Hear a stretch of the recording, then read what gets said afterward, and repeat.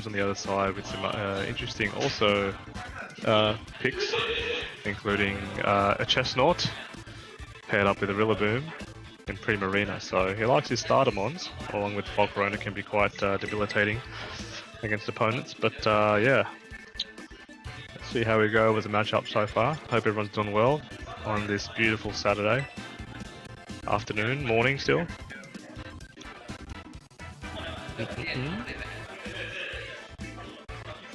And we're gonna get the battle started now, so good luck to both fellas. All this music's fun. Alright, so we've got Mr. Twig vs Chestnut. Mr. Twig vs Chestnut comes off best Fluff, me and Not Butter. The city people are very notorious for their nicknames on their Pokemon. The Chespin's very cool, it's shiny mon. That's more live. Yeah. So I was able to combine the rooms just easier. Okay. So we've got some debilitating moves on the Vivillon. You know, putting other mons to sleep, but at this point it can't actually do that because both Pokemon are grass types. I believe there's probably a big Hurricane chance here, can drop either side. Perhaps, maybe not drop the Rillaboom. Let's see how it goes. Also a Tailwind opportunity here. Now there's a Terastallization from James's side.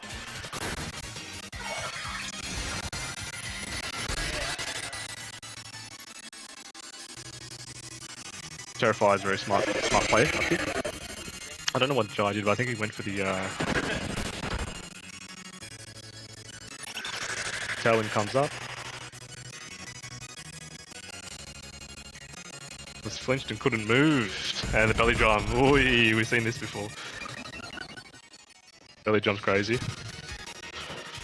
Crazy thing to do. Sorry, I'm just looking at my phone at the moment, so I'm not going to really commentate properly, but both the opposing Pokemon now have health restored from the grassy terrain. My commentary could definitely be much better. Let's see how we go. So, Vivillon's going to try to protect here, not wanting to take any damage. Probably not trying to get its sash broken if it did have one.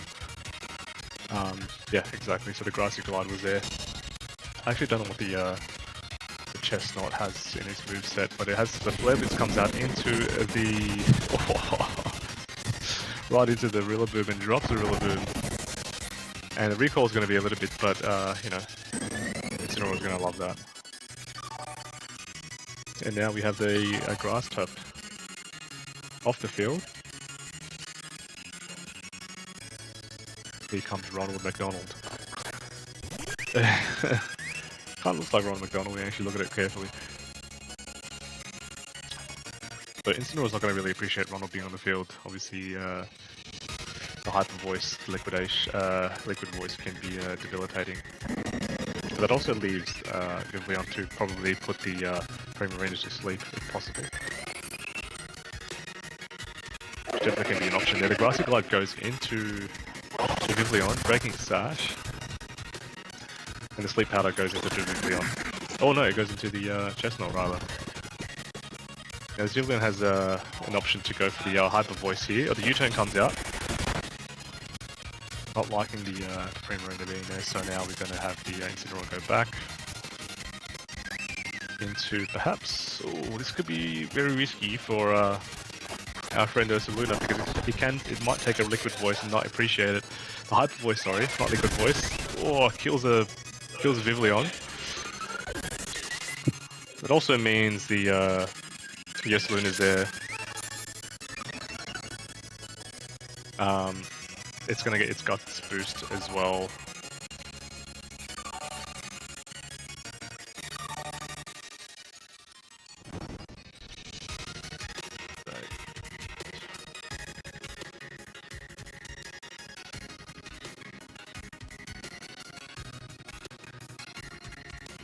Dun, dun, dun.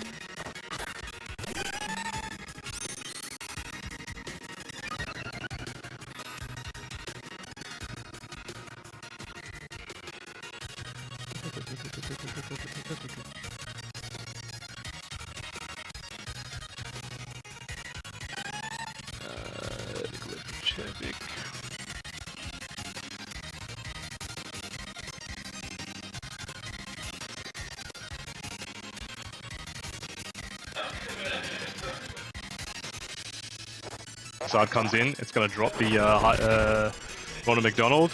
Nice.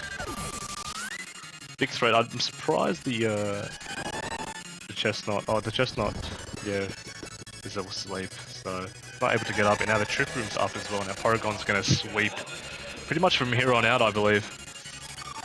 Very fun team that Jai's created here.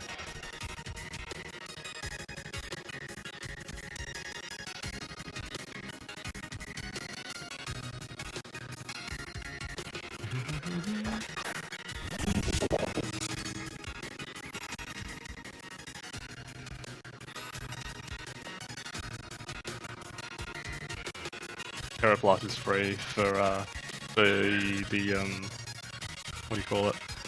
The Porygon onto the King Gambit, because even if the King Gambit, you know, protects, you know, still kind of in a tough position to not protect the next turn, and so I'm sleepy, eh? Yeah, that's what I thought. I think you protect your Gambit, try to get your Chespin to wake up. If you can, maybe if you can Woodhammer or do whatever you can into the Porygon. Oh, but still asleep. Okay. Terra Blast. Yeah. The right play. Most definitely the right play.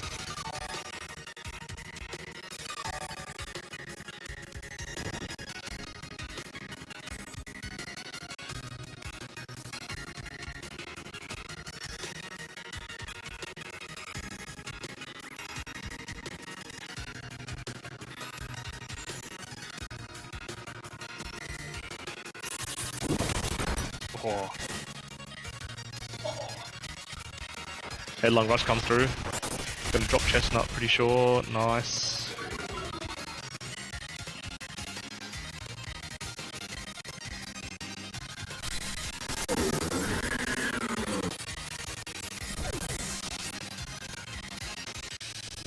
Looking like Jai's in the driver's seat now.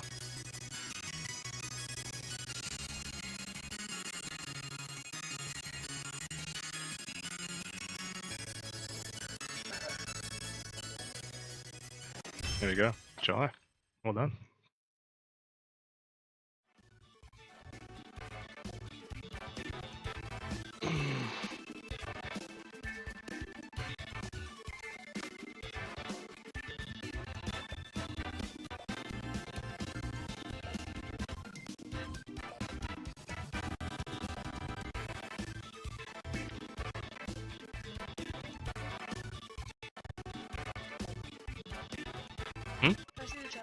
There's nothing in the chat. No one's watching. There's like 2 people. It's alright. It's pretty early. Oh, good.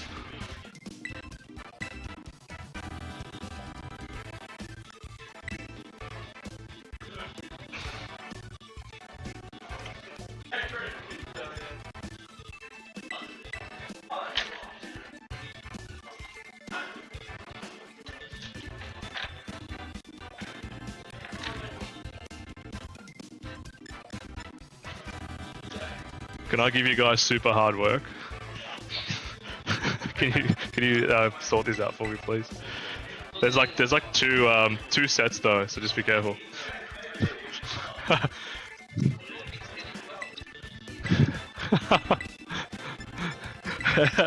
would have saved me a lot of work.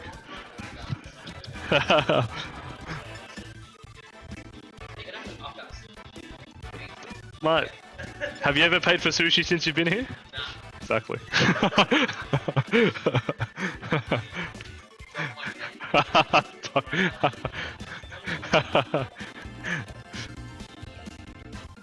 Oh, that's funny.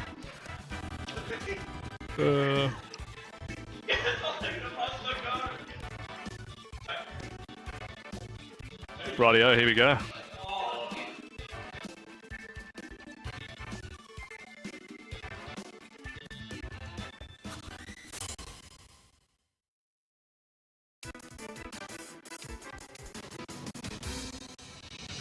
Jai vs James, second match of the quaddie. We've got the Rillaboom and Volcarona coming into the lead for James, and we've got Vivillon and Incineroar for Jai.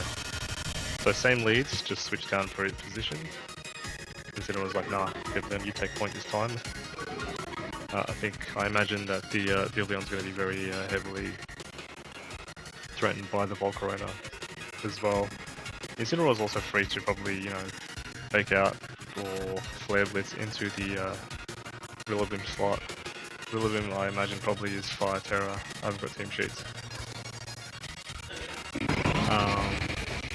The Protect comes out from Vivillon, not wanting to take any damage and probably suss out maybe a fake out, which is, yeah, because it comes out in Incineroar instead. And the Quiver Dance comes out for the Vivillon. So Vivillon's kind of, sorry for the Volcarona. So Volcarona just taking a bit of a step up. And now going to be in a position to do lots of damage, probably to anything that switches in here. You might want to keep Incineroar in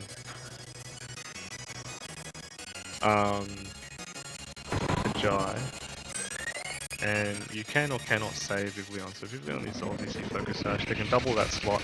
It's a free double into that Vivillon slot, so you want to be careful what you do with that slot. You might want to. Looks like he is willing to bring in Porygon here and take some damage. I imagine it's going to get doubled here, which leaves Incineroar to probably Flare Blitz the Rillaboom. I don't know what he did, but Grassy Glide, yeah, breaks dash, which is fine. And the Heat Wave shouldn't be enough to kill. And the knockup comes into the Moth Eater, which knocks off his leftovers, but it still gets some recovery with the grassy terrain. And now you're left with a position, if you're in Jai's, you can pop a Trick Room here, maybe swap out with a U-turn and bring in with Ursaluna. I don't know what counter James has to bring in to maybe work well under Trick Room, because now Vivillon will be probably the slower part. Might have to Bug Buzz. Yeah, the Bug Buzz is fair, very, very fair. And the U-turn comes out from Rillaboom himself, so there was an opportunity to actually kill the Porygon there or make it faint and not get the Trick Room up and set up for the game.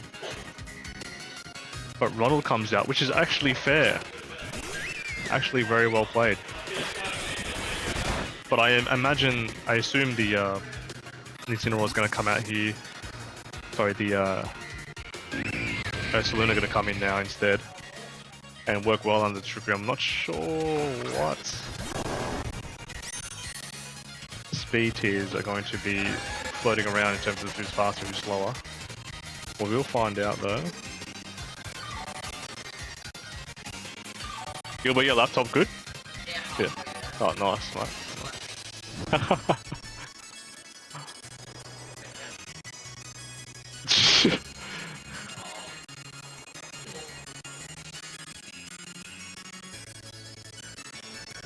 Protect comes out from Ronald McDonald. Not wanting to take any hits. Perhaps that the recover is a very smart play, so it seems like the Porygon is the slowest out of the two Mons with Ursaluna, and the Facade is correctly, the Protect is correctly predicted, but let's see what the Volcarona goes for. The Volcarona does go for the Heat Wave, still doing a little bit of damage, but now you leave the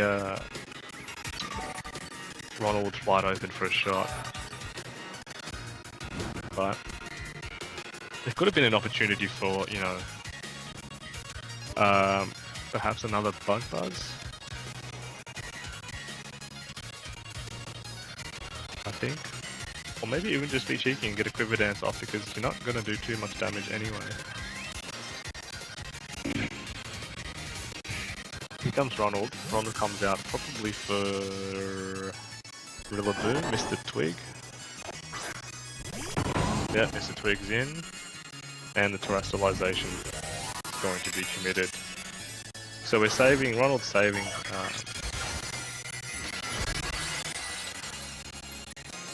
Ronald's being safe rather, but late game perhaps.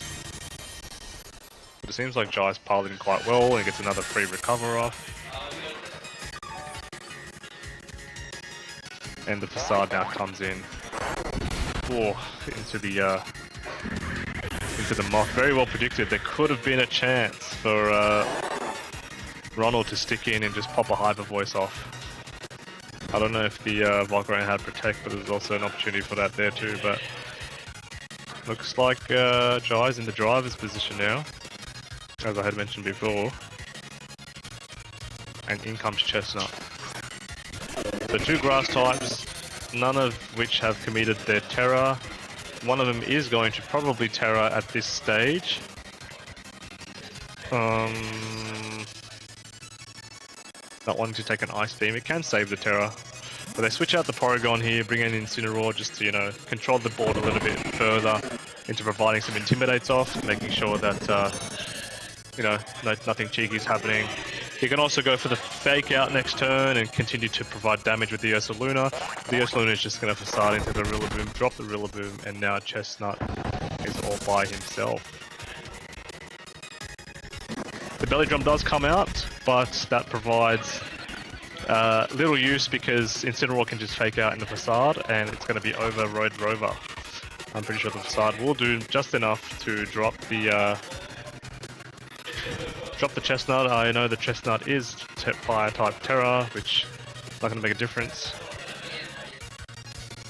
Oh no, we've got Ronald here too. Okay, I forgot about Mr. Ronald McDonald. Ronald at full HP under Trick Room is probably going to be dangerous actually, because it can still take a hit. It can still take a decent amount of a hit, I think. I don't think it can take a Facade, but if it can get a crit Hyper Voice, that could be the game-winning play there. Hopefully no crits involved, making everything kind of a fair game. But the Spike Shield comes out, looking like the Protect comes out, so they're double up on the Protect. Stalling out another Churner Trick Room, which can be favourable for James, perhaps. But the U-turn also comes out into his own, Ursaluna, which is pretty funny. Just wanting to get out of board position. And we know that I think Trick Room might be ending quite soon, so here comes the Vivillon to probably provide some Tailwind support for the Ursaluna. I do not count how many turns of Trick Room are left, but it's seeming like it is now finished, and we probably will have a Tailwind here and maybe a Facade onto the left side, getting rid of Ronald. So the one play that James can get out of this is probably provide a double Protect, which does not come out. But the Facade is in, leaving the Rillaboom on its lonesome. So because of the Drain Punch, because there's such a Fake Out pressure, you know, from the Incineroar coming in, there was an opportunity for maybe Chestnut to drop the Rillaboom because the Facade had got into Primarina. So hindsight is a beautiful thing, especially in Pokemon. You can always look back at your games and see what you could have done, but at the same time it's very difficult.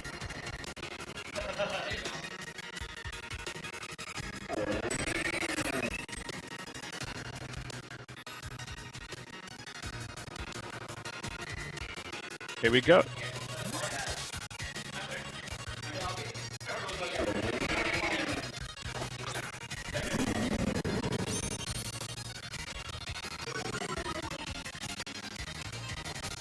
Like Shield, being a little bit cheeky, stalling out the game a little bit, not wanting to get faked out, but the Facade comes in.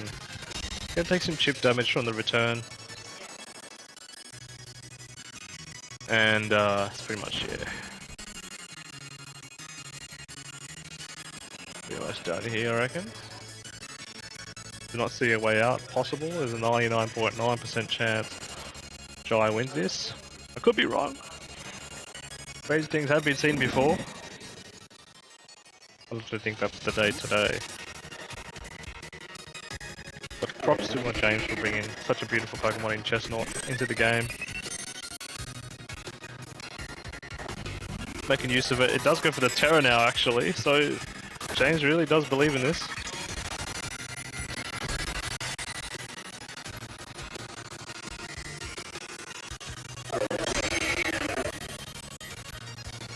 Facade comes in, And yeah, it's over. Already him out of retirement. Well done to Jai. Jai gets the dub. And we've still got 2 games left to go. 2 more rounds of Swiss. Well done. Well played, well played. Thank you for playing. Thank you, thank you. How many points are you on now?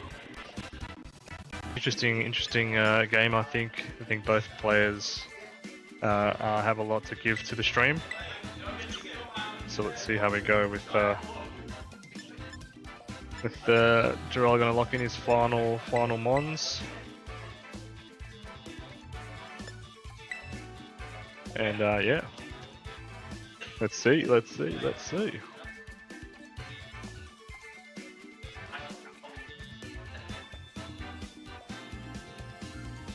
We're going to shortly start the Swiss round 3 of the Pokefolk League Challenge down in Sydney, Australia. Bahamate's got the photo with the Masquerado, and Jarrell has just the default character photo. So Bahamate sends out Marmy, the Rank Master, and Hamura, the Teary-Eyed, and D-Knight and Sneasler are sent out for Jarrell's both shinies. It was 3 shinies. I don't know if the Cerulege is actually a shiny, but let's see how we go. So the Dragonite's got Extreme Speed, Ice Spinner, Terra Blast, Stomping Tantrum. The Terra, I am assuming, is going to be flying. I could be wrong. And the Sneasler obviously has the Sneasler set. The fastest Sneasler goes out first, or the speed tying flipping coin Sneasler does, faking it out. And the bulk up is now set up by the Cerulege. Homura is going to have a boost in its attack and defense, and the Stomping Tantrum comes out right into the Homura. It's going to take it very comfortably. Is it weakness policy? No. Now I've got to make a decision here for the D-Knight, because the D-Knight's going to be the key factor for Jarrell here. And the Sneasler is coaching, I believe. Going to give it a boost in its attack and defenses as well, which is good. So shout out to C Betters for the coaching mechanic, which is crazy good. The Diclor comes out. If we get a stats condition, the sleep would be very terrifying. It does not. The Bitterblade comes out into Sneasler. Gonna probably drop it. No, it's Focus Sash. The crit did not matter. And it does get a healthy chunk back of health, going back to full HP. So Cerulege actually, standing its ground, doing a bit of damage, which is really, really good to see. The Stomping Tantrum is probably going to kill the Sneasler on the other side. And now we're left for a free switch in for Bahamate. Bahamate has gotten the pressure. Now has a bit of pressure to switch in the right Pokemon to actually now put some damage onto the D-Knight, because the D-Knight's starting to probably get a little bit bulky and chunky with another coaching. Hopefully maybe he has a special attacker in the back, thinking that if he does, that would be the ideal play. But it's going to be Bird Castle, and it's going to be a critting machine, Masquerada. So good play. But you can't leave it open for Dragonite to Ice Spinner as well. So there might be an opportunity where maybe the Masquerada has a knockoff going to a Dark type, but it leaves it open to being close combated unless there's a priority move. I do not know, there's a lot of factors going on here.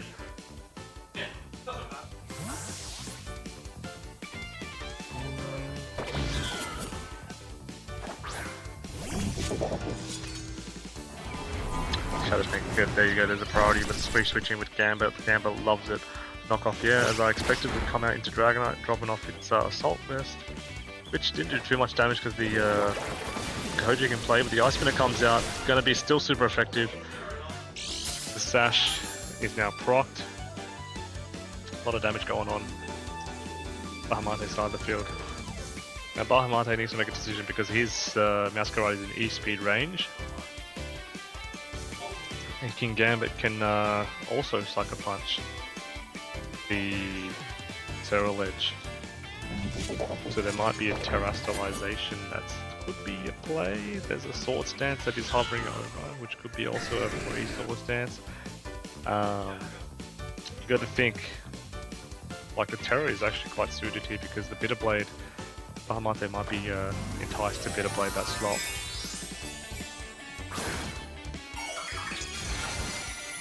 Terror comes out for thing instead, for Bahamut instead, not wanting to take any Sucker Punch damage. And Terror is also committed by Jarrell. Oh, Jarrell.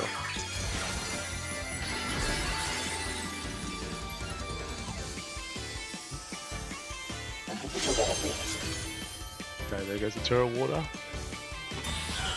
Protect on that side of the field, not wanting to take an E-Speed for free. That was the plan for Jarrell. But is it in his best interests maybe to now drop the Dragonite if he went for it? Bitter Blade comes out, unfortunately not going to do much.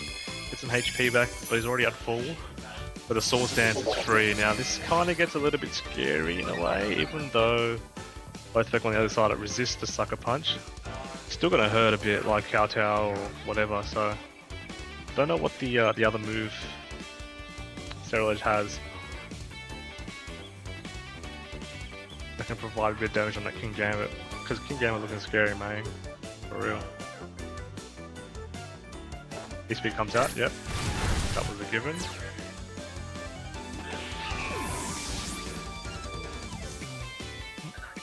The bulk up is there again. Perhaps maybe predicting something else, but now the Kowtow Cleave I believe is coming from the King Gambit into that slot. If it crits, it's going to probably do a lot of damage, but yeah, it's going to take that comfortably given that it has 2 defensive boosts. Here comes Huge Bear. Huge Bear does threaten the D-Knight with Blood Moon, perhaps. But the D-Knight also might have enough in its tank to actually drop it with Ice Spinner. This is what it's probably going to come down to. Doubling that slot is very smart, so you can actually, you know, what do you call it? You actually get the kill. The Bitter Blade's not enough, unfortunately. The Cerulege not having success on its own as an offensive threat, and the Ice Spinner is going to come into the Blood Moon Luna. Now we're left to 2 Pokemon on Bahamut side of the field. Or just one rather. And Sinister is also in the back for Jarrell, whether he wants to reveal it. Looks like he is. Doesn't necessarily need to. Unless he wants to provide some special attacking damage, I guess. Now, there's nothing stopping from Cerulege actually bulking up here to try to be in a position to win in an endgame.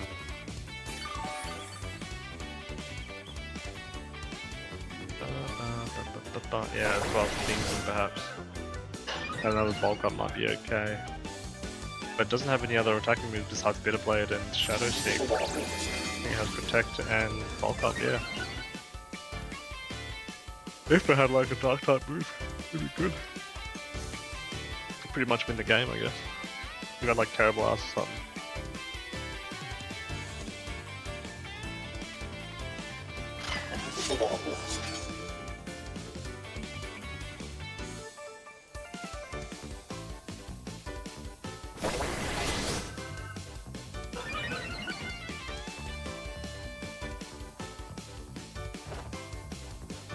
Because of Matcha Gotcha, hoping for a burn to reduce any form of attack. The Swords Dance also comes up for the Gambit. This is going to be interesting. Because now Bitter Blade is free for Sinister slot. But of course we'll switch in for Dragonite or Sneasler to sack it. We'll switch the Sinister out, trying to get its HP.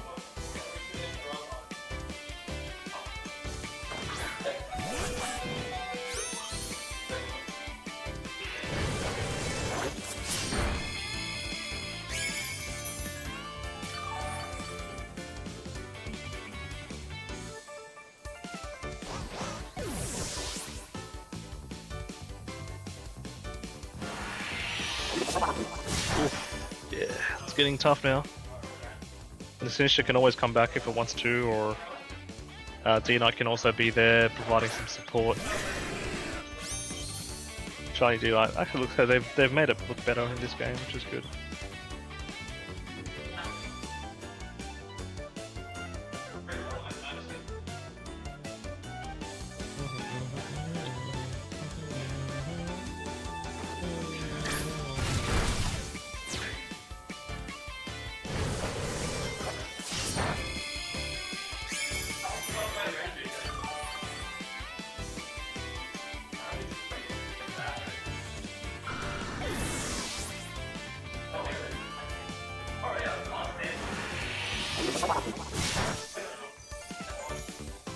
Bum bum bum bum bum bum.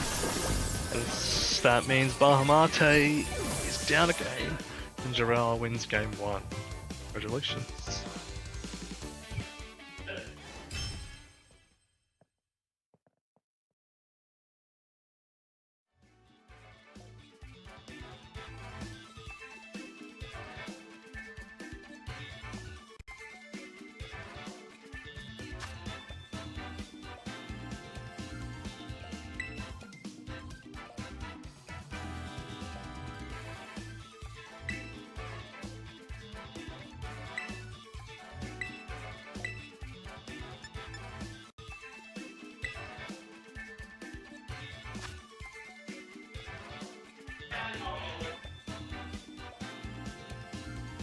Okay. Moving on to game 2.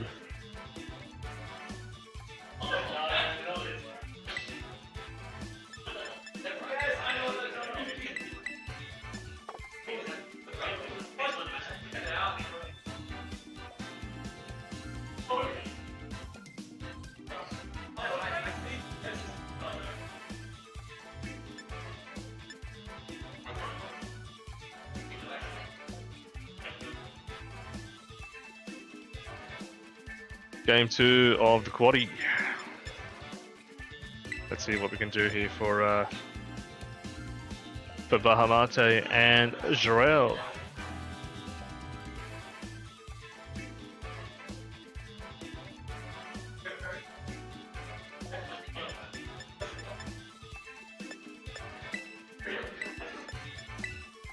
My phone on charge.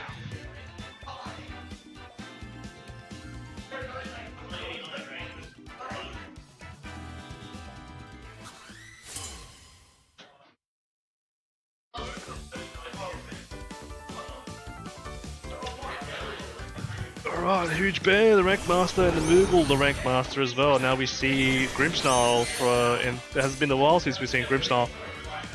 Just nice to see a little white Grimmsnarl paired up with the Blood Moon Ursa Luna.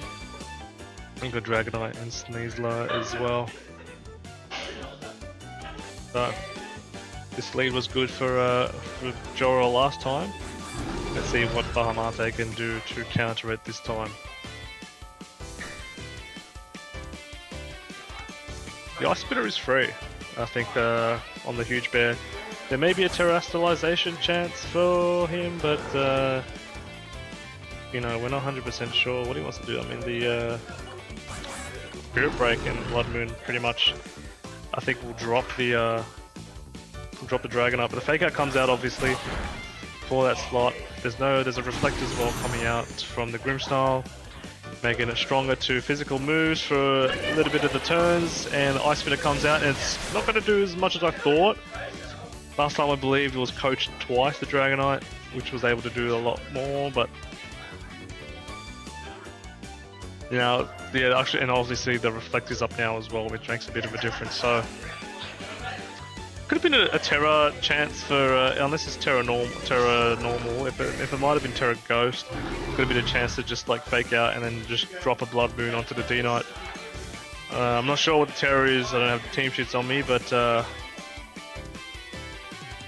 it looks like Dragonite's kind of not wanting to be in range of Spirit Break, I guess.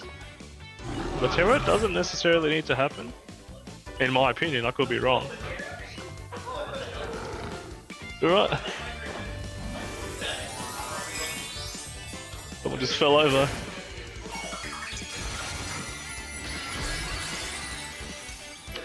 Terra Flying comes out from the D-Knight. Possibly not wanting to get Spirit broken. The T-Wave comes out too from that instead now.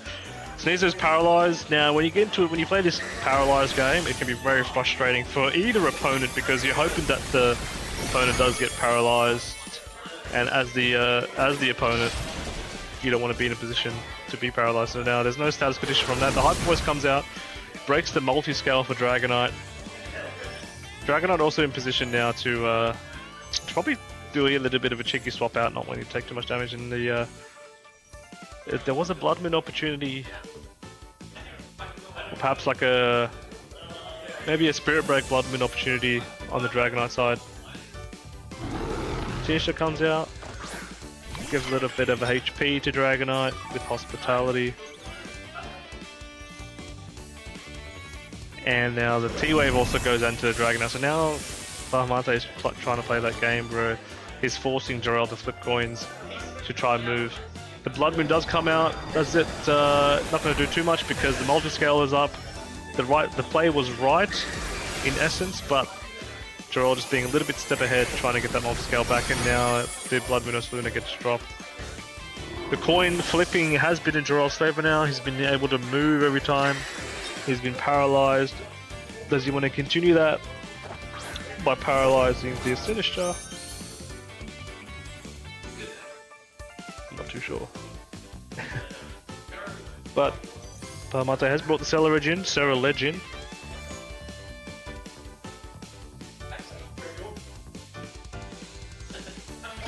And now it's going to be perhaps a TR. Dragonite cannot move because it's paralyzed. Okay, it's forced him to flip coins. He hasn't flipped heads this time. He's flipped tails. And now he's going to force Sinister to flip coins in the corner now too. Flipping coins is the game. That's what we do in TCG Pocket. And the bulk up's up now too. Now the good thing about the Terror on the Dragonite for Bahamut is now you can hit him better. You can most absolutely hit him for much better instead of being resisted. Trick Room is up, which means the paralyzed Pokemon will go first, but you're forced to be the one that flips coins first as well. Light Screen comes out, and the Matcha Gotcha comes in. If it gets a burn, no, Terra Blast also comes in, goes for the Grimmsnarl. Grimmsnarl has pretty much done its job, pretty much paralyze everything. And the bulk up is now used again, making this Terra Ledge quite bulky. And now being able to probably almost near one-shot everything on the other side. Here comes Sneasler. Sneasler's great for the fake out here. Doesn't necessarily need to go for it if he believes that D9 and Sinister might come out. D9 actually pretty much has to go for maybe a Stomping Tantrum here or something of the cause.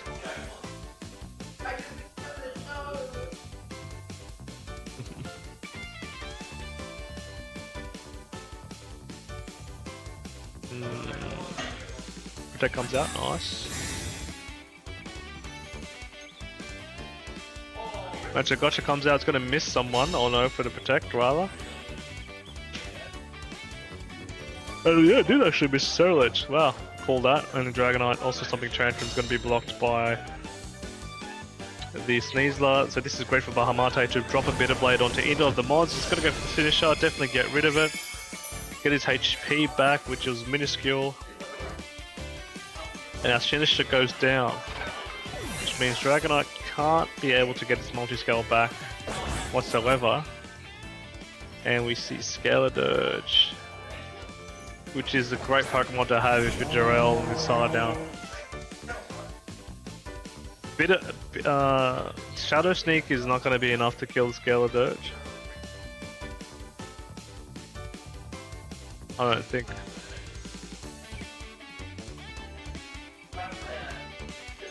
A Yawn, oh, so it's more supportive style Scaladurge, yeah.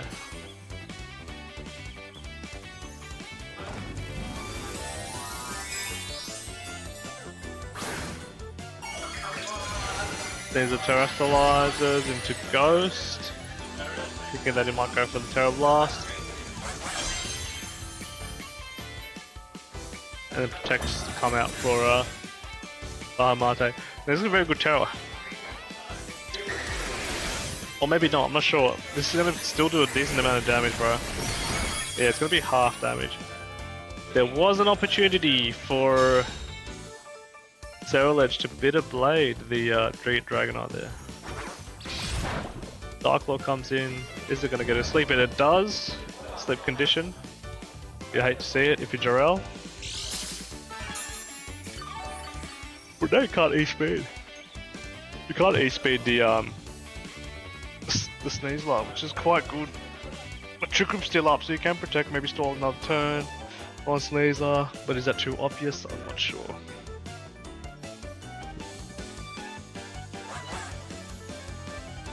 Too obvious? I'm not sure.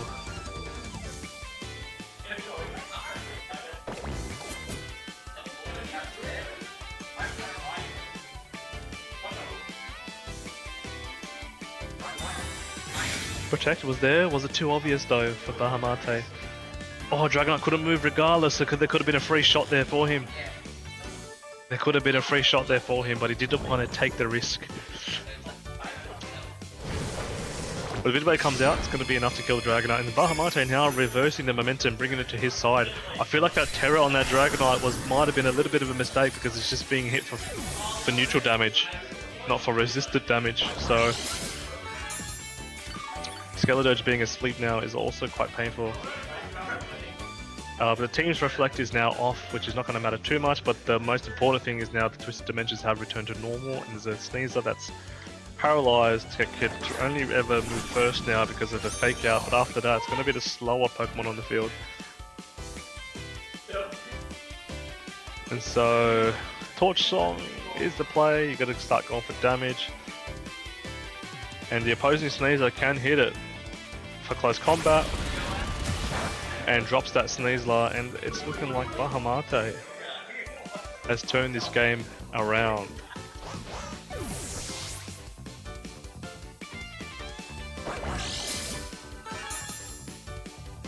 And the White Herb, yeah, nice. Bitter Blade comes out. Not gonna do too much, but gonna get some HP back.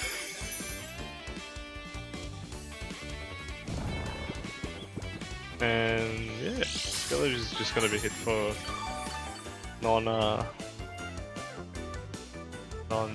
for neutral, sorry, for resistant damage rather. Shadow Sneak is actually quite good there. That's going to, going to do a little bit. Dark Lord comes out. And Skeledirge should wake now. Yeah. Push on, not enough. Ooh, it is enough. Sorry, yeah, not enough to survive rather.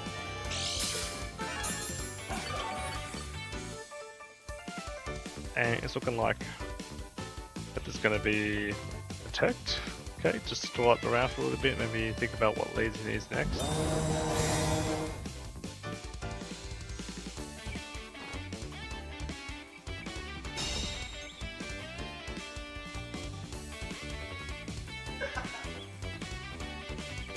Misses, obviously, if for the Protect.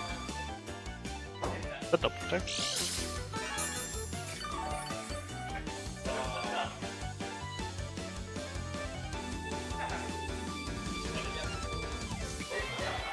And the Yongle is a play. The Shadow Sneak is too much.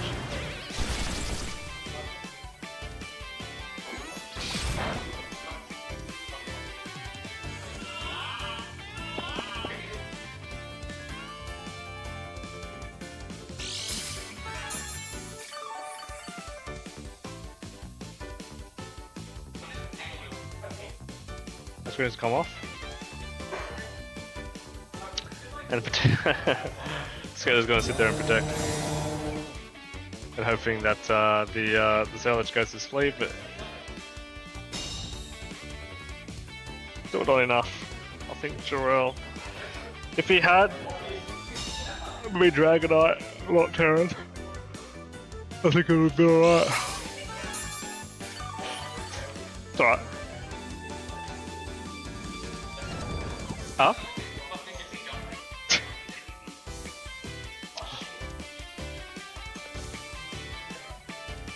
Toshong, yeah. Or he's fast asleep. You know, he's playing out to his outs. Oh, does he get a sleeper condition against poison? Yeah, it's gonna be over now. There was a way, there was a way.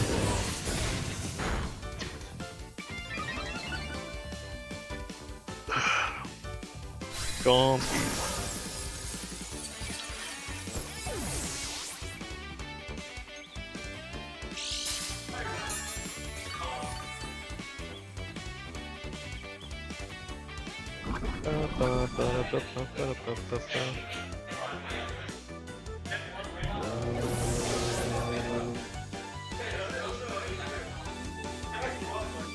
Alright, our first game 3 of the stream, how good?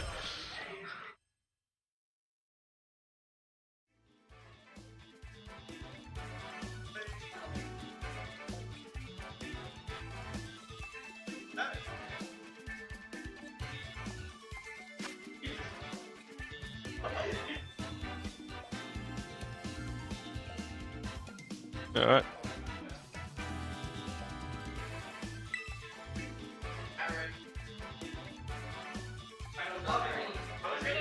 Oi, Brayden.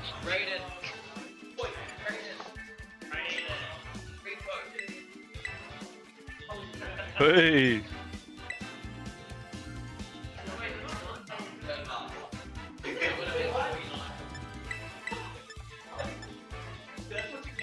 Comes Sneasler, Skeledirge, Sinister, King Gambit. I feel like, yeah, Jarrell's quite confident with the lead that he has there. I'm not sure if he should be aware of terrestrializing. Goldengo is actually quite a good Pokemon to have, I believe, for Bahamate to bring in. I think it's the underrated one that he needs. He might need to not have Grimmsnarl come out, but even Grimmsnarl did its job there, doing what it needed to do. You can make the game a bit cleaner if you probably have Goldengo come in.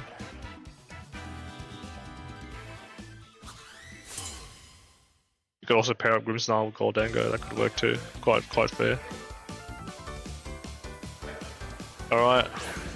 Lamb Delta. Oh, how did I know Goldengo was coming? I just knew, I had a feeling. Because, you know, the only thing that can really hit it real hard is maybe the Skeledirge or whatnot, but by then you should be able to get rid of it. The coaching comes out from Sneasler, because it can't fake out. So this might be big if the stopping tantrum can come on either side. Let's hope that the bulk up does come out. There's no protect on the Goldengo. Does he just go for it? Does he just make it rain? That's the question. Does he, or does he nasty plot? Okay, he makes it rain there. But good amount of damage.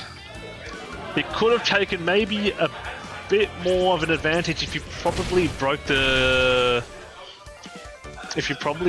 multi-scale and Dragonite first by probably going for maybe a Shadow Sneak or a Bitter Blade or something. Or he could have just went for the Sneasler too. He could have just went for the Shadow Sneak onto the Sneasler, make it rain, drop the Sneasler. But he's bulked up now, which is good. Sinister is the... yeah, it's a very smart play to break the... to bring the... what do you call it in? There goes Sinister.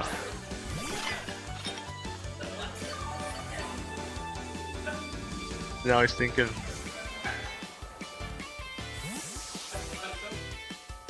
thinking real hard. Comes Moogle. Moogle Doogle. There he is, the Shadow Snake comes out onto the Sinister, probably was targeting the Sneasler spot to get rid of it. Still does a lot of damage regardless.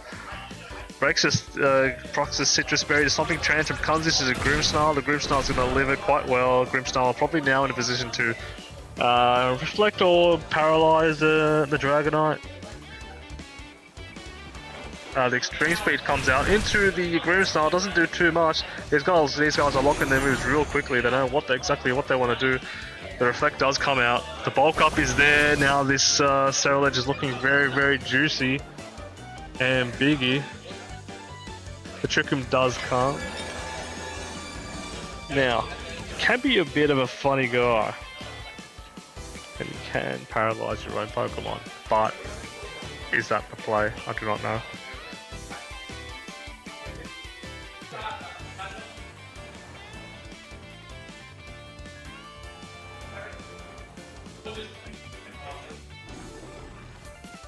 I do not know.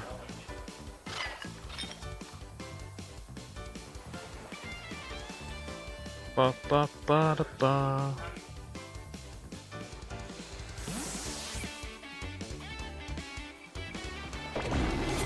Come Sneasler. T-Wave, okay. T-Wave the Dragonite, which means Dragonite's probably going to be the faster Pokemon in Trick Room, but you do force it to flip coins to go first or not at all. Sloppy Tantrum gets rid of the Grimmsnarl. I guess the Blade will drop the Sneasler regardless, but get the free switch in with the finisher to come in and refill the multi-scale. Very well thought out Team Doral has. He doesn't need to actually bring a finisher actually, he can just bring in Gambit, but... And now the Gambit's free for the Terra, which worked for him well in the first game. But at the same time, you leave yourself prone to King Gambit, to Sneasler on the other side, so... This might be the swing turn here. This might be the swing turn, I believe. Whatever happens in this turn can be defining of the game. Ooh.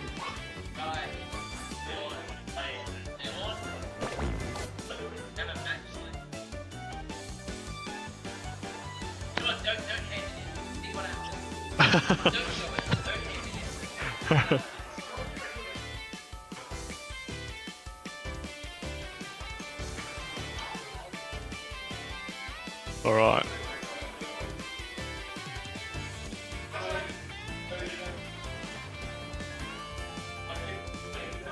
Big swing turn here now. Terrestrialize is Terrestrial. Terra is going to be committed by the Hamate side. Gonna go for the Terra Dark, not wanting to get Sucker Punched whatsoever. Last time we did this, it was a bit of a kind of a interesting game.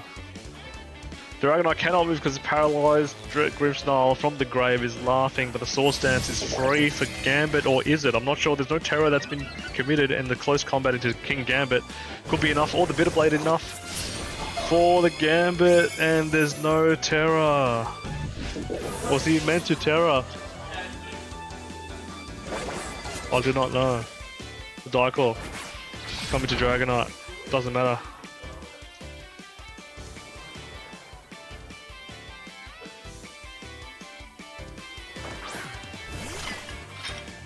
I think Jarrell might have forgotten the Terra there, because that's the game. Not entirely, Sneasler could have close combated it too, right? So there's also that too. Still in it. Stomping Tantrum. But it also, yeah, that turn did, like I mentioned before, was a swing turn that it put Jarrell back a little bit, but Protect has come out for Ceruledge. That's the first time we see Protect. But also Double Protect comes out, maybe stalling out Trick Room here. Not wanting to take any unnecessary damage. The Stomping Tantrum goes in to the Sneasler. And the Matcha Gotcha also is not going to be procced, so... Interesting game so far. Bahamate has played extremely well. Both players actually have played extremely well. The Stomping Tantrum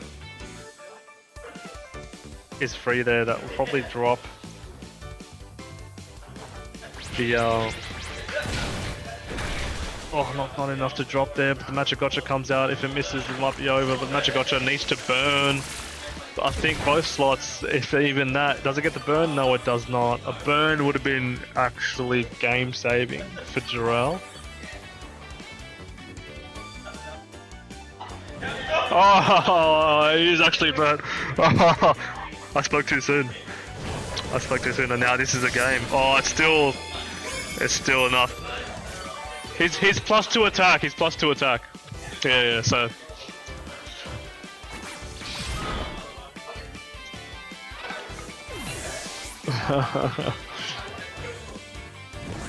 Whoa. No, I don't see a way. Do I see a way? No. No, you can't Terraflying Terror Blast here, because if you do, then you leave yourself wide open to Bitter Blades, so you might want to... Yeah, that's an easy, that's the right play. The right play. You force Dragonite to flip coins. Bitter Blade. Multi-scale.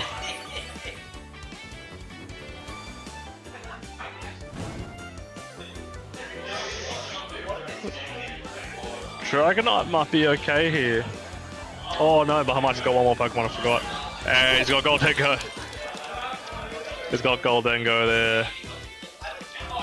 How could I forget? Like I said, the Goldengo was a game changer here. And you can just make it rain.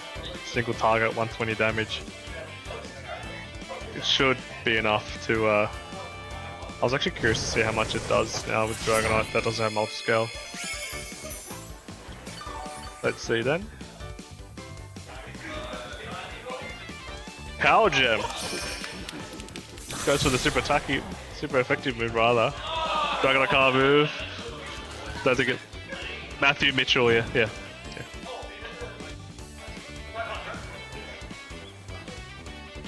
Was tough. Oh.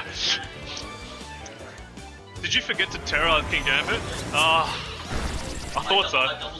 Did you double? Ah, still, yeah. That's still fair. I'm not sure. He could have gone to sleep. No. Press R on it, bro. I pressed R. Did you press back? Yeah. Did you press back? Yeah. If you press back to change your move, it changes it. Yeah. No, watch that. Yeah, Matthew won that. Yeah. I was like. Yeah. I'll angle one. I'll be like, yeah, exactly. Anyway, yeah. Alrighty. I don't think there's anyone watching, to be honest, anyway. On YouTube, yeah, pretty good, eh? Yeah. Say again? When? Wait, is that a thing? Nah. Nah. I think you only get the plaque if it's a million.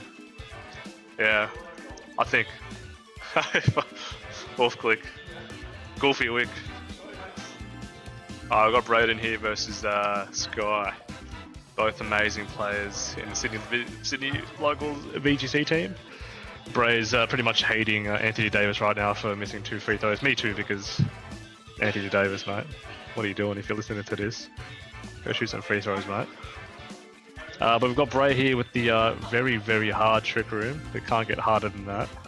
And Sky just missed the team, but I believe Sky does have Rillaboom to disrupt any terrain as well. Both players are probably playing for their winning in right now. But here comes Sky with a Dozo and a Volcarona, and Indeedee Armarouge lead for Bray. Bray's always loved this little lead here. Now, you just gotta be careful. There might be switching with of Rillaboom in the back, and I assume there will be just to control terrain.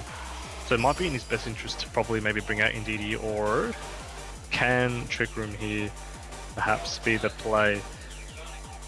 The Meteor Beam is also an option too for Braden.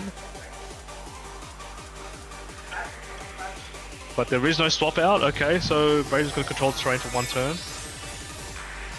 And the Volcarona is going to Terrasilize into a Terra Fairy. Which is actually going to be great for Braden here, because Braden's got the Expanding Force. And now the Terra is going to be committed for Braden here now, because it doesn't want to get Wave Crash.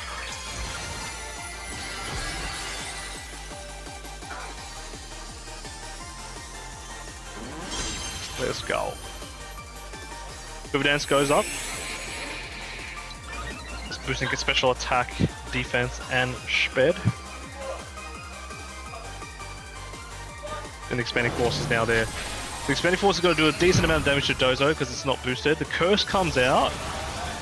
being on the slower side, maybe predicting for the Trick Room for Indeedee to come out to move maybe faster next turn. But the Trick Room is there, right? So now Indeedee's just stuck there.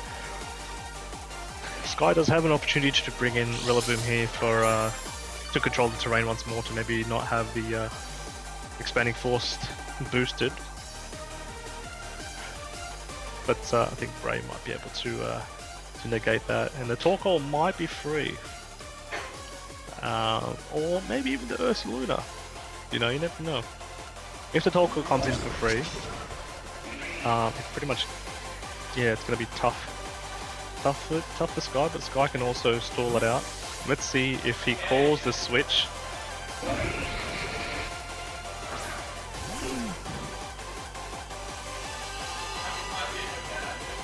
Check comes out from the Volcarona. There's no switching for Rillaboom here at any stage. The Wave Crash is going to go straight into the Torkoal. It's going to take a lot of damage, which means the eruptions are not going to be on for him. But the Armor Cannon comes in. He was predicting possibly the Rillaboom to come in, but it's a good hit anyway. He does get a defense drop.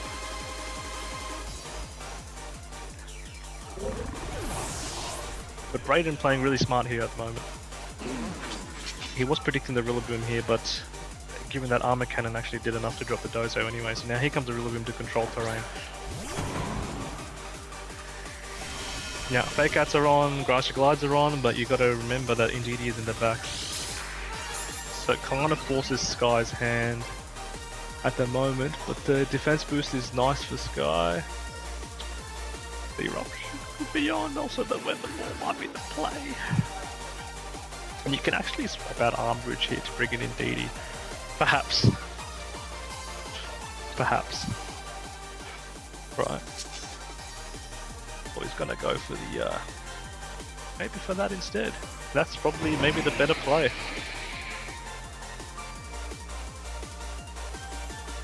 The Torkoal comes back out. Torkoal had a great use of just, you know, taking a hit and also providing some damage. And Indeedee now provides the terrain, so Raiden really trying to take commanding lead of here. The Fake Out does come out from Sky, it's protected because of the Psychic Terrain. Expanding Force is probably going to body both. Or not, maybe next turn, but the Terra Blast does come out. If it goes into the Yarn Rouge, it might do a bit more damage than I expect. Probably even kill it, which it will. But you know what that leaves? That leaves little itty bitty Torque to probably come in, or even Ursaluna to come in as well. So it might be a play for Torque to come in, because it can provide Eruption and probably kill both if it's helping handed by Indeedee. In Sun should be enough, but it's looking like yeah, the Eruption might be on here.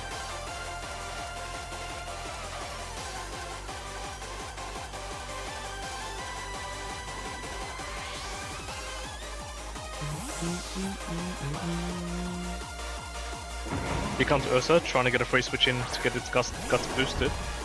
But be mindful that Trick Room is now coming to an end soon. The Sneasler comes in, not that for free because it probably gets its sash broken. The Volcarona does protect.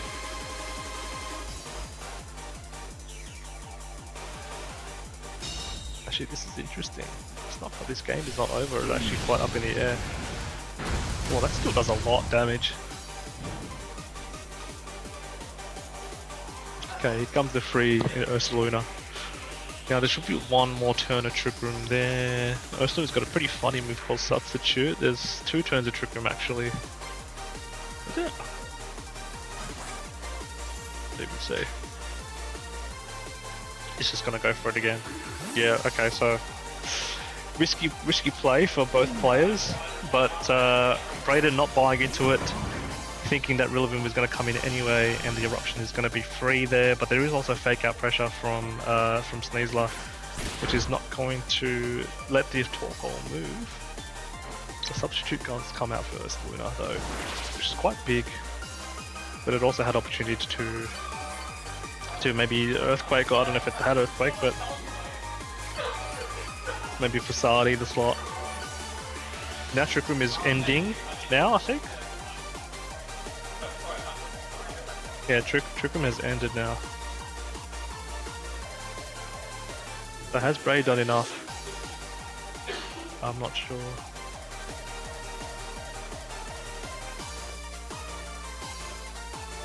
Could be a swap out for Torkoal here, to be honest.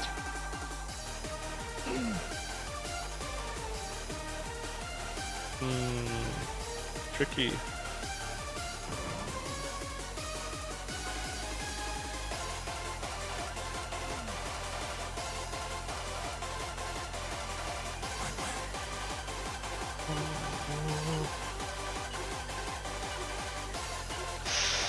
Tricky, it's hard to know what to do. Bray would know best what to do there. The Electro does protect, thinking that it might get doubled with perhaps a close combat and a Glassy Glide / Woodhammer. And Ursaluna is gonna go for... no. Rillaboom's gonna go for that slot. Let's see, did Bray predict right? This is a big call. Oh, what a call. What an absolute call. That's crazy from Bray. That's big balls. Big balls, Bray, mate. He probably could have gone for the eruption there.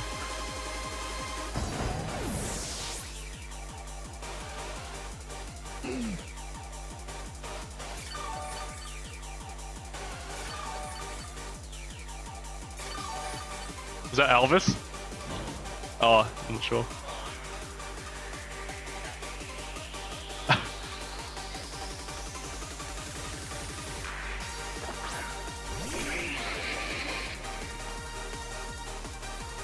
And here comes the...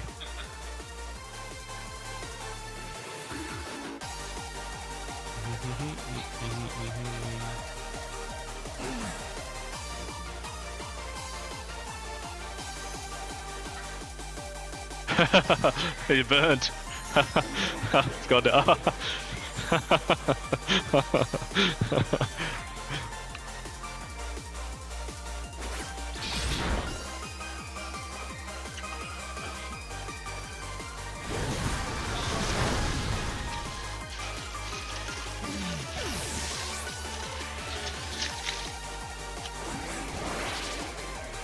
Alright, Francesco, you get to choose one.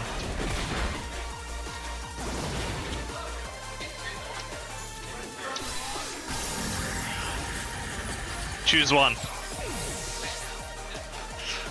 It's coming soon.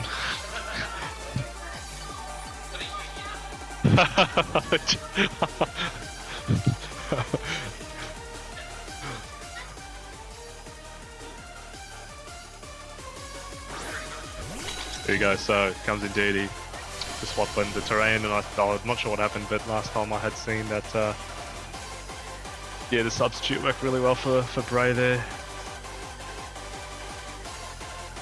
Then you can just go for the follow me and then facade.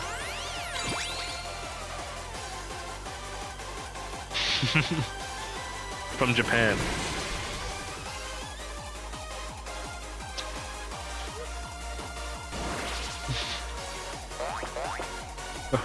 I should just choose 4 and just be like, oh, this is what you get. I'll do that next time.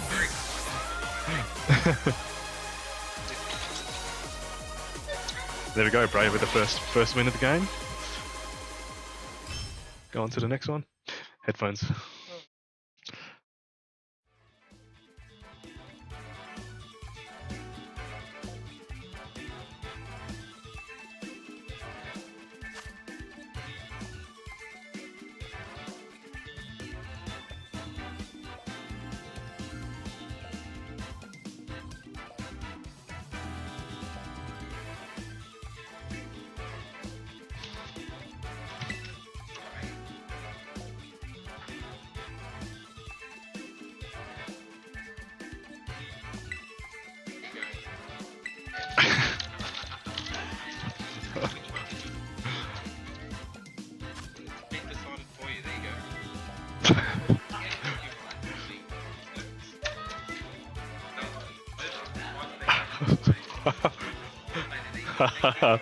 All good, see you later. See you the next one. So cup and challenge next one. Oh yeah, you can't come, that's right, you said. That's alright, yeah, I meant to. Alright, let me know how you go, if you can come, but yeah, all the best. See you later. See you later. Take care.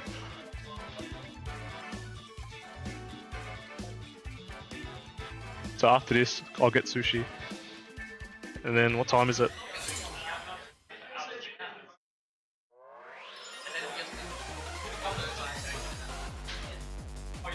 Yeah. Just seeing Pogo.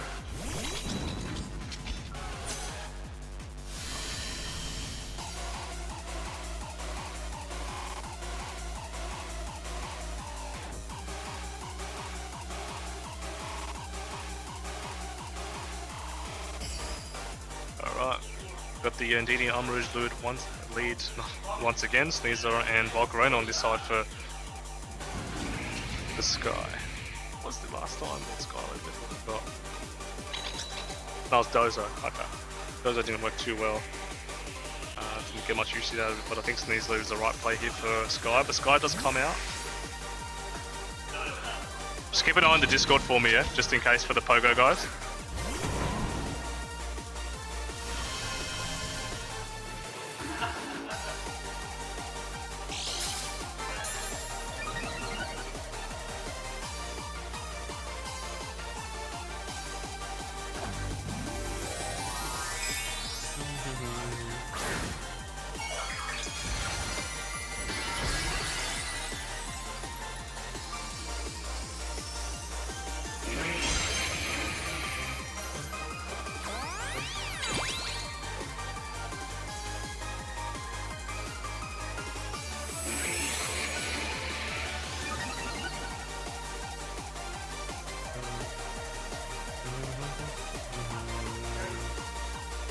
Alright, Trip Room is now up.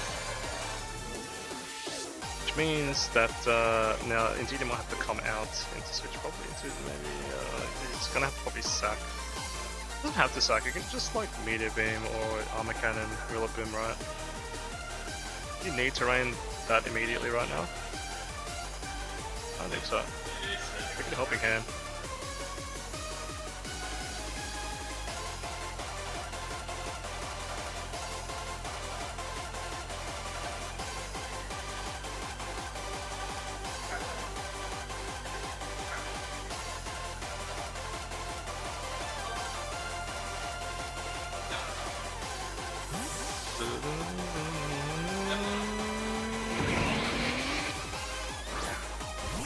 Alright, here comes the big bear.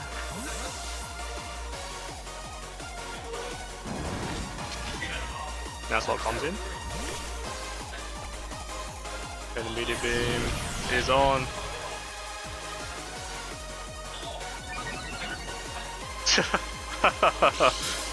Who's it going to? Yeah. It's not enough, but it's Quiver Dance, yeah. Yeah. But now you can Facade.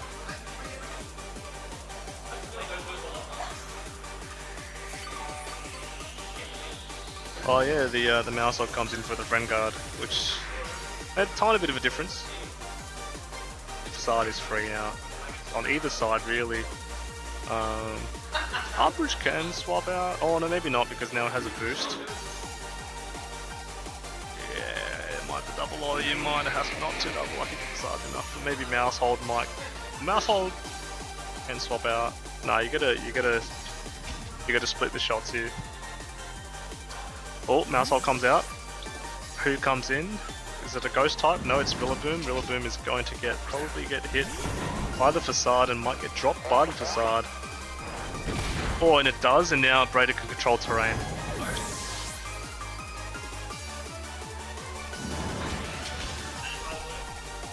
Expanding Force. Not enough, but now that leaves Volcarona to Terra Blast into probably the Ursaluna slot, which will probably kill it, eh? I think it survives. Oh, it does survive this. There's enough for Alpire in the bank.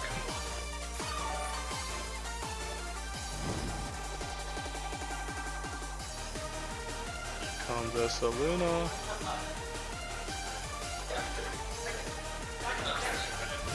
And Mousehold.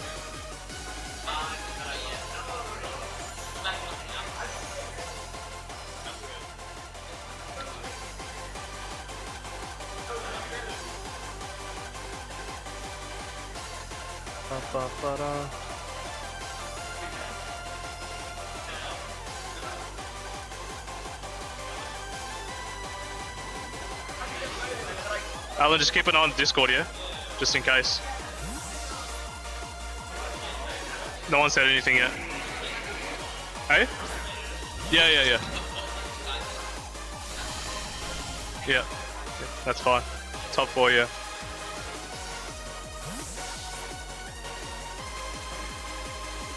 There goes Sneasler comes in. And then Protect from Volcarona.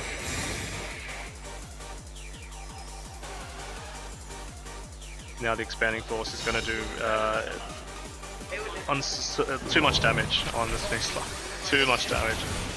Obviously, the Focus Sash obviously makes a difference to survive it, but you go for the Psychic here? No, so I think there's 2 more turns of Trick Room, I believe. 1 more turn of Trick Room, so... maybe Helping Hand, Expanding Force is probably the play here, I think. Sneasler obviously will Protect. Let's see. Sneasler has to Protect, right? And then Volcarona will go for the double Protect instead. Expanding Force comes out. And it seemed like that might have been the only play for Sky there.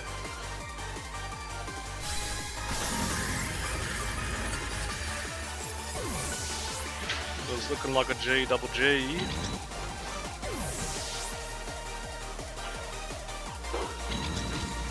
And there you go.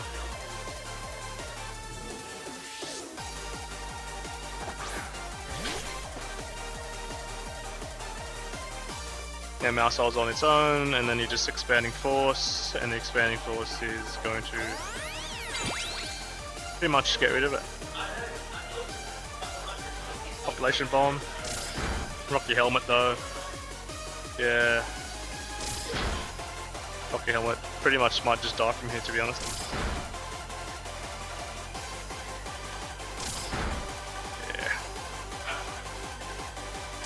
After this, we're going to have our top cut bracket. I'm interested to see who is in the top cut.